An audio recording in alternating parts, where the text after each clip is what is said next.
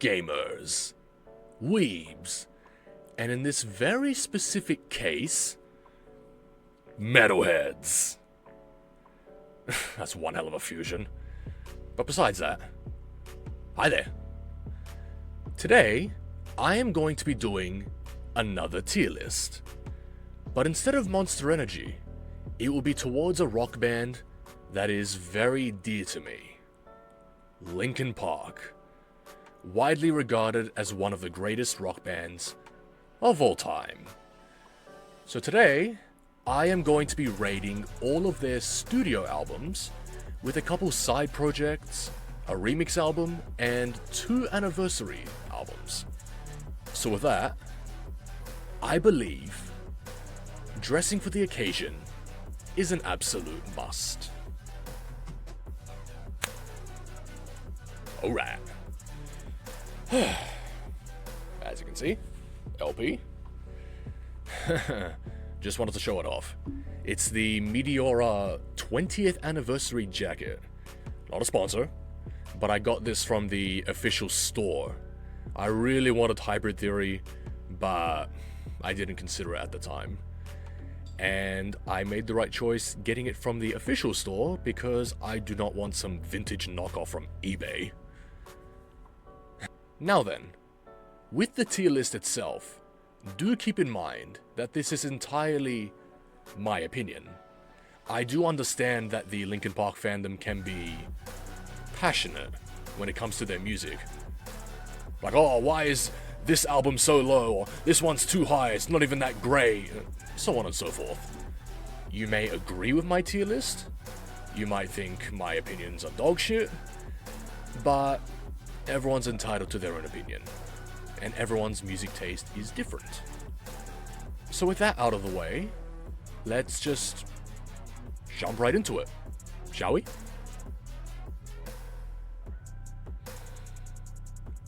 Now then, I did tweak this tier list slightly. The original one had about 9 tiers, with like S+, S tier, A tier, etc, etc. So I tweaked it to 5, and instead, I went with Masterpiece, Excellent, Really Good, Decent, and Trash. And as you can see, a whopping 116 images.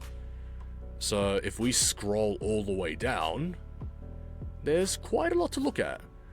But I will only be doing the first row from Xero going down to from Xero. Right. Now once again, this will be entirely my opinion. You may agree or disagree. So let's just start with where it all began. With Xero. With Xero, everyone's gotta start somewhere. And for a demo mixtape, I believe The Baby is the second cover, because the first one was like a shopping cart of the sorts. And it only features 4 tracks, being Rhinestone, Reading My Eyes, Fuse, and Stick and Move. And that's just 4. The Xero era had about, I want to say like 20 plus. And I can name a couple from the top of my head, like Slip, Dilate, Dedicated, So Far Away, Super Xero, Picture Board, Could Have Been, Blue. There's a lot more, but those are the only ones I can really name from memory. But for Xero itself, despite the audio being choppy for its time, it's still pretty good.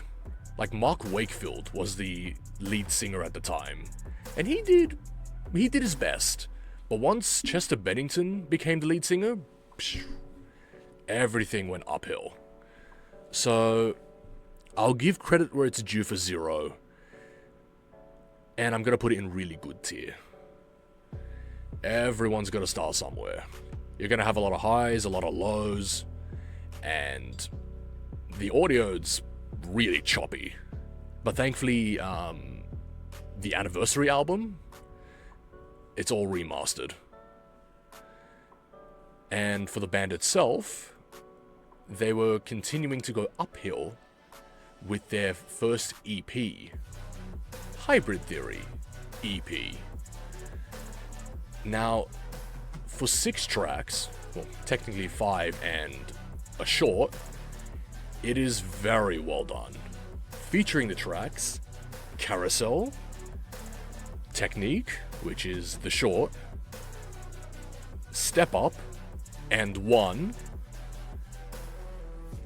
High Voltage, and Part of Me, which had a whopping 6 minutes of static, which built up to a hidden track. Now, this little EP also deserves its praise for being really good. And One and Step Up, both awesome tracks. Part of Me is very well done. High Voltage is really cool to listen to. But Carousel is my favorite. Instruments-wise, I mean, it might be the darkest one they've ever made. Lyrically, might be one of the darkest, but it's got those like horror elements to it, and it's awesome. So the band was continuing to go uphill for the time they were simply called Hybrid Theory. But then they made their official debut as Linkin Park, releasing one of the greatest debut albums of all time, an album that defined an entire generation, and to this day is still my all-time favorite Linkin Park album, Hybrid Theory. Where else but the masterpiece tier? Every song on this album is incredible. Papercut is nostalgic overload. One Step Closer, the typical I'm 14 and this is deep, so edgy. Like the video music. The music video is wild. And then we have With You, which is my second favorite track on this album. Points of Authority, Crawling in My Skin. And then we have Runaway, By Myself, my all-time favorite song, In the End. And then we had A Place for My Head, which jump scared me as a teenager with that "Go away!" I was like, oh my god. Forgotten, Cure for the Itch, and Pushing Me Away. Now, I will also mention the 2 bonus tracks. The first one is proof that Linkin Park has always made softer songs. It wasn't always their later albums, but they've made soft songs here and there since the start. And that first track is My December. It is a beautiful track, which I highly recommend listening to. And the second one is High Voltage. They made the song from Hybrid Theory EP again, and it sounds just as good, if not better. So, this album deserves all the praise, all the awards it got, and will forever be the album that defined an entire generation. It is incredible. Next is a remix album of Hybrid Theory, Reanimation. Now, I will admit, I have not listened to this album as much as I should, because I've never really been a fan of remixes. I will not downplay Reanimation for its quality. It is honestly a great album. A lot of people love it.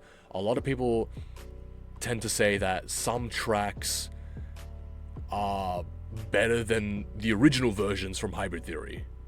But because of my bias towards Hybrid Theory, it gets stepped down a peg.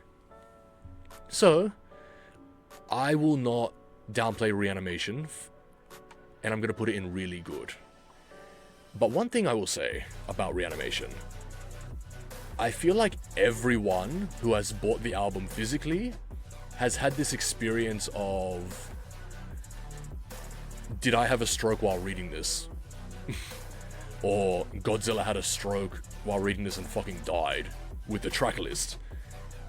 Because, goddamn, I have the physical album right here, and for my own comedic purposes, I am going to intentionally butcher every single line.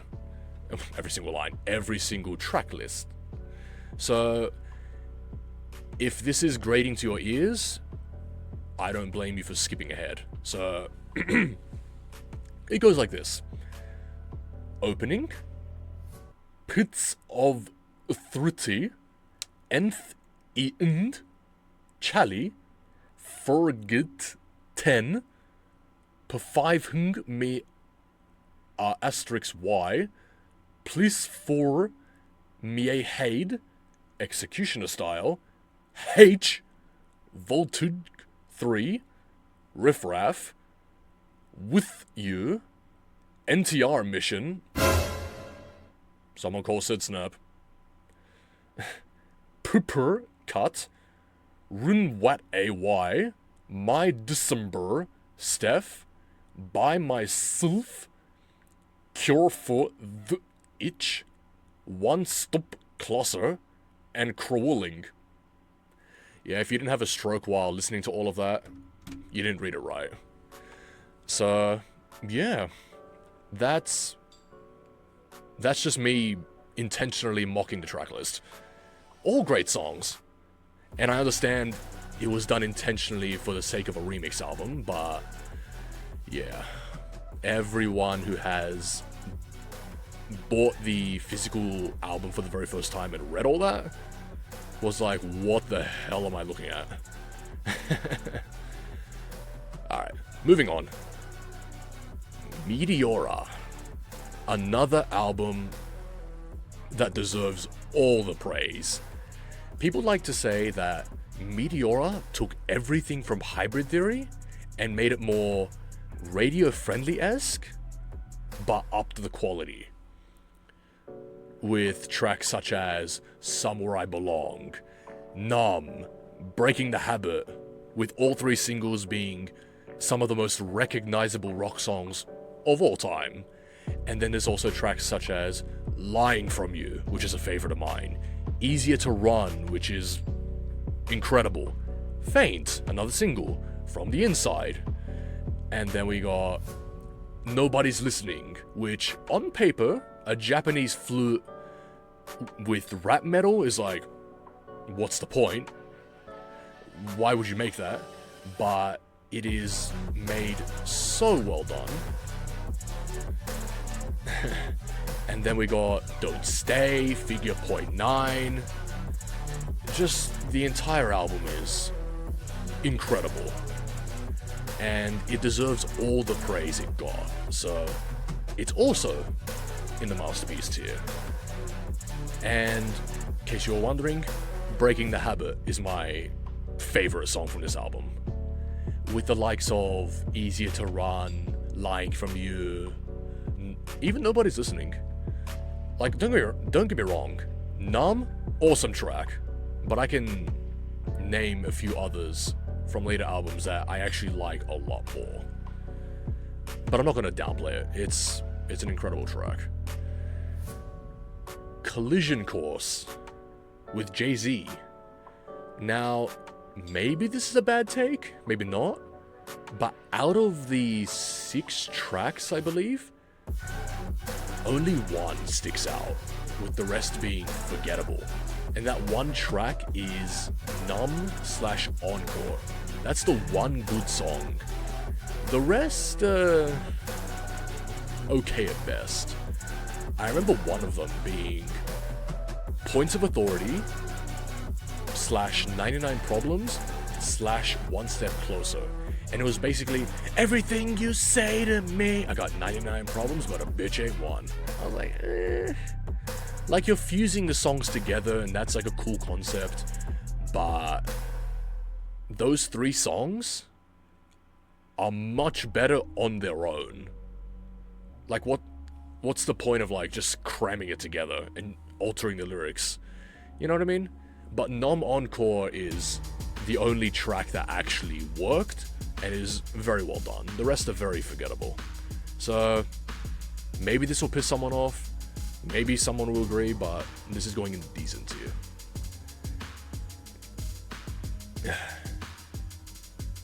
So, but it was still really cool to see, like, Linkin Park and Jay-Z collaborating together. I feel like at the time that really further cemented Linkin Park's success. Moving right along, Minutes to Midnight. I believe this was called the first controversy for being more rock-oriented instead of rap metal. I mean, a band has to expand their horizons. I feel like if they did Hybrid Theory only for every single album, it would go stale after like the 3rd album. But with Minutes to Midnight, I don't know if this was intentional, but the way this album was released in terms of its songs, besides Wake and a couple songs at the end, you have an absolute banger, then you have an absolute depression, then you have absolute banger, then you have an absolute banger about absolute depression. Like, come on, man, you're playing with my emotions here. Like, here's how it goes: given up, leave out all the rest, which is a song that is very dear to me as well. And then you got Bleed It Out, Shadow of a Day, What I've Done, Hands Held High, No More Sorrow, Valentine's Day, and then In Between, In Pieces, The Little Things Give You Away. What a beautiful song to end the album on. But I will give credit where it's due for Minutes to Midnight. Awesome album, awesome songs, like, you know, Valentine's Day, beautiful track. A lot of people tend to say that In Between should have been a B-side song, and one of the bonus songs, being No Roads Left or Across the Line, should have replaced it. But for a mic-only song where he was properly singing, in my opinion, it's a beautiful song. Probably the most underrated track on the album. But then again, In Pieces exists, and that guitar solo, And then Little Things Give You Away has one of the most beautiful bridges and build-ups with its instruments. Like, goddamn. However, I have one gripe with Minutes to Midnight. Given Up and No More Sorrow. My issue with those 2 songs, they're not loud enough. No More Sorrow, if you really read the lyrics, it's relatable as hell with this economy. Whereas Given Up, that 17-second scream just proves how incredibly talented Chester was. So with everything I've said, Minutes to Midnight in the excellent tier. And my favorite track, leave out all the rest. I love Valentine's Day, In Between, as I've already mentioned, What I've Done from Transformers, awesome track, Given Up, very angry, and Shadow of the Day, very beautiful, very somber track. But this album deserves its praise. I do remember it being called the first controversy. People ever like, oh, where's the rap metal? Just be grateful Bleed It Out exists. Moving along, 8-Bit Rebellion.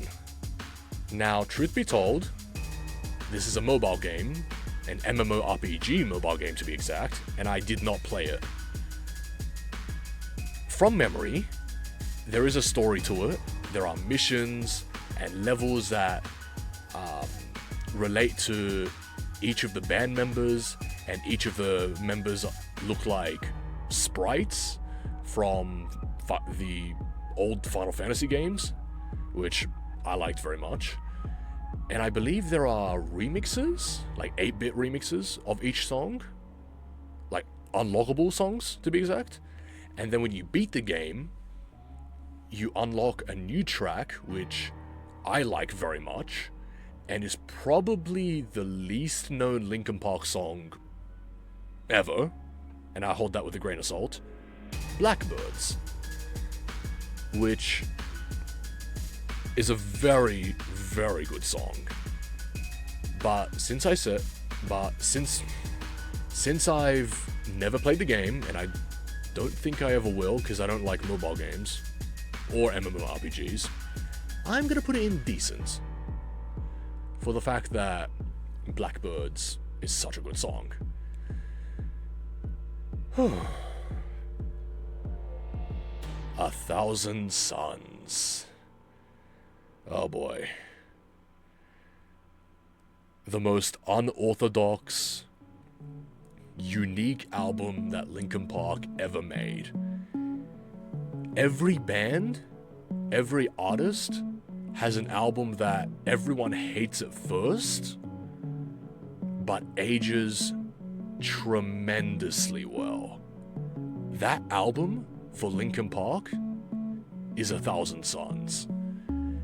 They used metaphors of atomic bombs, destruction, for self-harm and pain so incredibly well. And all the interludes, I know there's a lot of them, but they all built up to their following songs so well. For example, you got the Requiem and the Radiance going into Burning in the Skies. And then you got like other songs like Robot Boy, which is a beautiful track. When They Come For Me, Wretches and Kings. The Catalyst is an incredible track. The Messenger is one of the most vulnerable ending songs they ever made. And then there's also When They Come For Me, which is just awesome. Like, try to catch up, motherfucker! I was like, hell yeah. And then the interlude to my second all-time favorite Linkin Park song, which is Jornada del Muerto, which is Spanish for Dead Man's Journey, builds up to honestly one of the greatest Linkin Park songs ever made, an absolute work of art, Waiting for the End.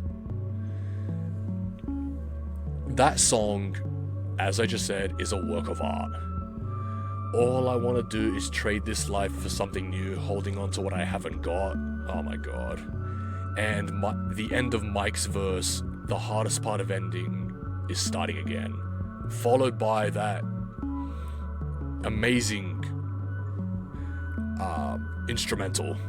Just everything about Waiting for the End is so incredibly well done. So, with all that praise, and I won't forget Blackout, the fact that Chester and Mike switch roles, Chester's the one rapping, and it's loud, it's upbeat, and then the song does a complete 180, and then Mike comes in with his very soft singing, and it's so well done. So, with all that deserved praise, 1,000 Suns deserves all of its praise, its awards, and it is highly loved on the Linkin Park subreddit. Which, don't worry, I'm not a Redditor. This might be a tall order, but 1,000 Suns is actually my second favorite album, behind Hybrid Theory. Putting it above Meteora might be a yikes choice, but a lot of people will put Meteora and 1,000 Suns together and go, yeah, that makes sense. Maybe it's a tie, maybe Meteora is higher, maybe 1,000 Suns is higher. It's definitely a choice, but hardcore Meteora fans will even say, yeah, 1,000 Suns. I can understand that. So with all that said and done, let's move on to Living Things. One of two underrated albums, but I like to call this one the underrated gem. And it took me forever to realize that Chester is the person on the front cover of Living Things. It took me forever to realize that. But this electronica dance album deserves its praise, despite being lesser known. Featuring the tracks Lost in the Echo, Burn It Down, I'll Be Gone, Skin to Bone, which is a bit of an odd one. The beautiful ending song, Powerless. But this album also holds one of the best singles they ever made, Castle of Glass. And oddly enough, my favorite song from Living Things is not a single, but an album song. And apologies if this dims the mood a bit. If this song doesn't play on my funeral, I'm not going. It's Roads Untraveled. That song is so beautifully made. It is a bit on the softer side, but there's nothing wrong with that. But there's also In My Remains, Lies, Greed, Misery is fun to listen to, Victimized is very loud and chaotic, but still fun to listen to. And I'll Be Gone, as I mentioned, great track. And then Until It Breaks. The first time you hear three voices. You have Mike rapping, you have Chester rapping, and then you have Brad Delson, the guitarist, singing. Oh, Chester singing. I said rapping. But, yeah, Brad singing, that's something. And he actually did pretty damn well, I have to say. So overall, Living Things is an album that you should not look over. It is excellent. The Hunting Party. The second of the most underrated albums from Linkin Park. But unlike Living Things, which is an electronica dance album, this is the heaviest album they ever made. And Mike Shinoda described it perfectly. At the time, he said, "We are not 18-year-old kids making a loud album. We are 37-year-old adults making a loud album." And that perfectly describes The Hunting Party. From Keys to the Kingdom, my favorite song, all the way to A Line in the Sand, which is one of the greatest songs they've ever made. The Hunting Party is, from beginning to end, bangers. Every song is so goddamn good. And this was Rob Bourbon's album, the drummer. He absolutely dominated on this album, especially with Rebellion, featuring Darren Malakian from System of a Down. Those two, they were clashing. In the bridge, those two were fighting each other with how fast they were going. Like, goddamn. And also the songs All for Nothing, which featured Paige Hamilton from the band Helmet. Guilty All the Same with Rakim, who somehow managed to rhyme his whole verse with guilty and same, which is insane. Unintentional rhyme. And then you have songs like War, Mark the Graves, Final Masquerade, which is a very weird music video, but awesome song. And then, despite how heavy it is, still a very beautiful track, Until It's Gone. But I have to give credit where it's due for The Hunting Party. Of course, at the time, when Linkin Park announced that this would be the heaviest album, when the fandom heard it, they said, "This isn't like Hybrid Theory at all." I'm like, oh, come on, man, just be grateful. This album deserves all its praise. in the excellent tier. And it is unfortunate that it is overlooked, just like living things. But moving along, there's underrated, and then there's underappreciated. One More Light. One thing I can say about this album is that I love the album cover so much. It's captivating. But for the album itself, I was just like everyone else. I did not like it. However, I gave it a second chance, a third chance, a fourth chance, a fifth chance. For listening to these 10 tracks. Nobody Can Save Me, Good Goodbye featuring Pusha T and Stormzy, Talking to Myself, Battle Symphony, Invisible, Heavy featuring Kiara, Sorry for Now, Halfway Right, One More Light, and coming full circle with Papercut, Sharp Edges. As I just said, One More Light is easily the most underappreciated album. It did not deserve the uproar and hate it got at the time. Sure, a pop electronica album that is so far away from Linkin Park's overall sound? Like, sure, they changed their sound every single time, but One More Light sounds angelic in a sense compared to like The Hunting Party, Minutes to Midnight, Hybrid Theory, because they sound so heavy, so angry. But One More Light is that album that if you give it enough chances, it will grow on you. I had 2 songs, 3 actually, that I actually really liked when I heard this album for the very first time. And they were Battle Symphony, the title track, and despite the chipmunk sound effect, Sorry for Now.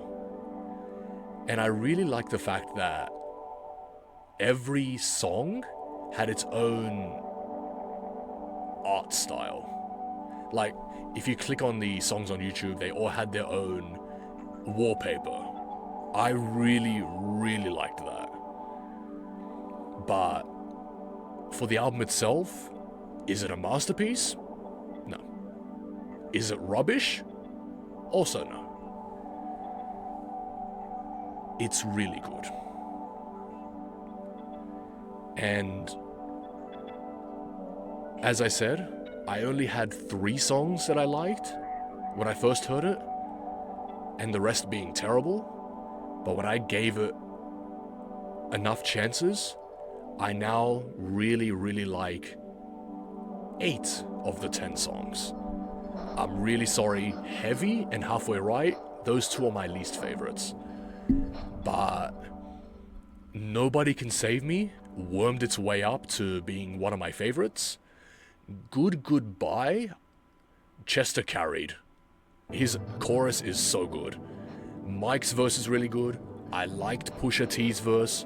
Stormzy's, I agree with everyone else. I got a true Linkin Park. I was like, I'm sorry. No. But thankfully the demo version exists, where Mike's second verse is in it, instead of Stormzy's. Like, he's a great artist, but Mike's second verse on the demo version of Good Goodbye makes me like the song a bit more. And then Talking to Myself, it released on the day where tragedy struck, and we lost one of the greatest singers of all time. Like, the song itself is so good, but really unfortunate timing, and the world was devastated when that happened. But going back to the album itself, I'm sorry I dimmed the mood a little bit. Battle Symphony I really liked from day one. Invisible grew on me. Sharp Edges grew on me as well. And there's also the addition of Friendly Fire, which was made during the sessions of One More Light. And that's still a pretty good song. So One More Light overall, I put it in the middle. Really good. If you give it enough chances, I promise you, you will come to love it. If you still hate it, that's your opinion, but don't berate people who get introduced to Linkin Park through One More Light. People like that actually exist. And then they go backwards and hear like The Hunting Party and they go, why is everything so heavy? So, One More Light deserves some credit as the most underappreciated album Linkin Park ever made for being so different. Put it next to Hybrid Theory, it's the most angelic album. And I just realized I put these in the wrong order. Because when Chester Bennington passed away, everyone was devastated. And 1 year later, Mike Shinoda came out with Post-Traumatic. 16 tracks, 18 if you count the 2 bonuses, which I see as a process of healing. The first, I want to say 8 tracks are very heavy, dealing with trauma, grief, anger, and then Mike decides to cross a line, and then the second half, the songs are more uplifting and more in a sense of healing, so that by the time you get to the last track, Can't Hear You Now, you feel better about yourself.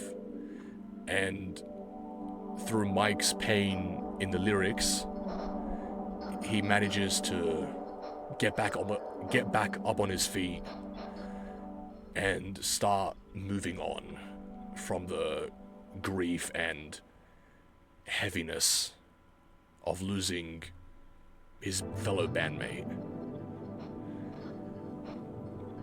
A lot of these songs I listen to every now and then. Place to Start is such a heavy hitter, and also a very beautiful track. With the addition of the voicemails, Over Again is a stab to the heart. Watching As I Fall is very relatable to me, especially with PTSD. Crossing a Line, beautiful track. That's where things start to take a turn for the better. And there's also The World's on Fire, which I believe is about Mike getting help from his wife. Someone can correct me on this. Lift Off is also a very good song, with the exception of MGK. But I can tell this was before he got dismantled by Eminem. Like, it's such a good song, but MGK's verses, it's a letdown. But Post-Traumatic overall is an album that I highly recommend listening to. It's very dark and heavy and sad at first, but as time goes on, it makes you realize there's a light at the end of the tunnel. So Post-Traumatic, honestly, Mike Shinoda, it's excellent. It is a very beautiful album. And once again, I put this in the wrong spot. I am an idiot. Don't mind me. Next is Hybrid Theory 20th Anniversary. The songs that I mentioned in Xero are brought to light and remastered. And one song, which, just like My December, is proof that Linkin Park has always made softer songs. She Couldn't is a very beautiful song and also one of my favorites, which is another lesser known song. So, for the anniversary itself, even though I don't listen to the Xero songs as much as I should, because Stick and Move, even though it's the original version of Runaway, it's still a great song on its own. It's basically an entirely different track. And the other songs I mentioned, they also get brought to light with Chester singing instead of Mark Wakefield. It's still pretty well done.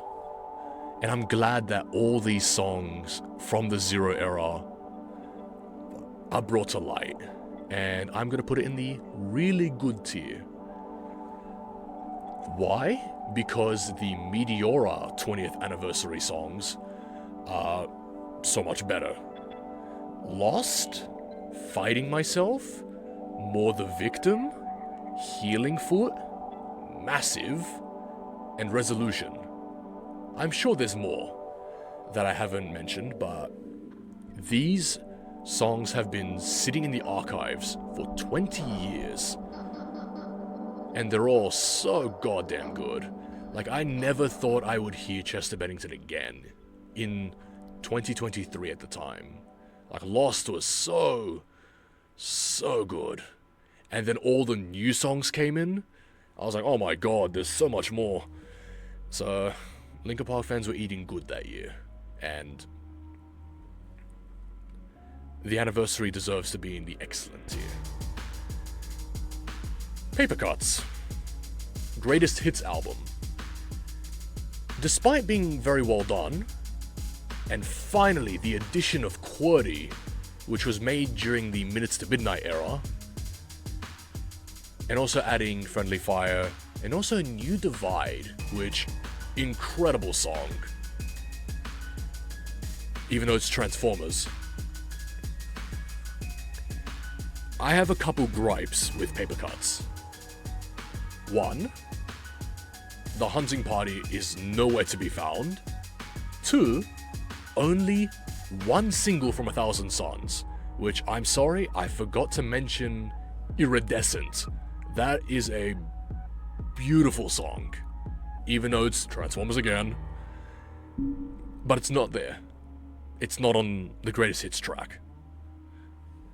Even though Waiting for the End is there, and deserved, absolutely, it's all Hybrid Theory, most of Meteora, half of Minutes to Midnight, most of Living Things, and then the title track from One More Light, plus Friendly Fire. It's, like, come on. Like, where is Given Up? Where is, as I mentioned, Iridescent, The Catalyst, Lift Me Up, Let Me Go. One of the most beautiful bridges in 1,000 Suns. Not on the Greatest Hits. I don't know who was behind it, but psh, you deserve a smack. And that might have been one of the most... That might have been one of, like, the cheesiest things I've ever done. Psh, I should smack myself for that. Ugh. But, anyway. Papercuts, Greatest Hits album, you are going on really good. The new chapter of Linkin Park. I like to call it that, because Emily Armstrong, she is not replacing Chester Bennington. This is a new chapter for Linkin Park, a new era, and I am going to be very honest, I was very skeptical with Linkin Park coming back.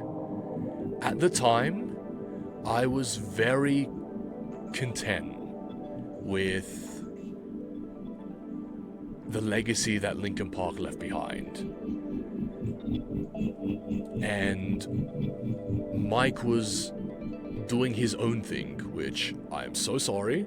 I forgot to mention the Crimson Chapter, which is... Where are you at? There you are. I'm going to put you in the really good tier as well. The Crimson Chapter, which was Mike's solo EP, which featured Already Over, which had so many goddamn remixes, and In My Head, which was another great track. This was Mike going solo. He did a lot of sessions, and I was very happy with that. With Mike doing his own thing, Linkin Park with all the albums, and eventually with the anniversary tracks coming out for each album. But then the band reunited with Emily Armstrong as the new lead singer, and unfortunately Rob did not come back as the drummer, which I wish him all the best. I completely understand that ever since Chester passed, he just didn't show up anymore. But Colin Britton, I think I said it right, he's the new drummer, and he's doing pretty damn well. When the Emptiness Machine came out, I was on the fence. Like it sounds nice, but you really want to start again? Absolutely, I suppose. It took Heavy as the Crown, Two-Faced, Over Each Other, and the album song Good Things Go to convince me that this new chapter of Linkin Park is absolutely worth supporting. And other songs such as Overflow, I Gave You Everything I Had, Casualty, which I like to call the younger sister to Keys to the Kingdom, all deserve its praise. So I'm going to put From Zero in the excellent tier. And then the deluxe tracks, Up From the Bottom, awesome track, On Shadow, and Let You Fade are all very, very well done. Also excellent. So with that, that's pretty much my Linkin Park tier list. Now I want to talk about From Zero a little bit more, and this new chapter. With what I just said, Emily is not replacing Chester Bennington.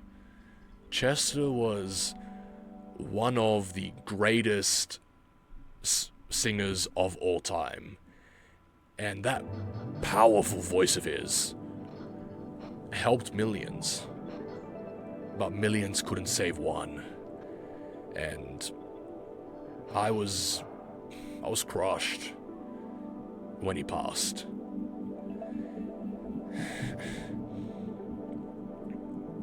This might sound odd, but his voice lives on in every song that we favor, that we listen to, that we love. And Chester, wherever you are, I hope you found what you were looking for. We all miss you very much. All of us. But back to From Zero. I'm really sorry if I dimmed the mood again, but it was something that I feel like I needed to say. But I'm very happy with this new chapter of Linkin Park. I'm very happy with how well Emily Armstrong is doing. And I'm very happy with how different From Zero sounds. Like it's a fusion of all the previous albums, if you really listen to it. And that's great. And I'm gonna say this. The next album that Linkin Park makes, or creates rather, I have a feeling it will topple From Zero. I have a feeling. Will I predict the future? Will I make a very poorly aged declaration? Who knows? But one thing's for certain, I am very excited for what's to come. So with that, this is my tier list. And if you're a longtime fan, or you've been around since the Xero days, then you're probably wondering, what about the rest? What about Recharged? What about Linkin Park Underground? What about the live albums? What about Fort Minor? Dead by Sunrise? Dead Sarah? Simple. I haven't listened to them. And I feel like I'm missing out, in a sense, because there's so much more from Linkin Park. And I know they did a song with The Lonely Island and Busta Rhymes, like 2 separate songs, and the one with Busta Rhymes called We Made It is honestly really good. And then Things in My Jeep with Lonely Island is hysterical. So, like I said, I do not live and breathe this band. I don't. If I did, then I'd probably go crazy. I don't know how people do it. It's commendable. They live and breathe like one band, one artist, one movie or franchise. Like, it's impressive, really. But with other bands that I listen to, for example, 3 Days Grace, Metallica, Black Sabbath, Iron Maiden, Disturbed, and even though he was part of a band called White Zombie, Rob Zombie, I only listen to a few albums.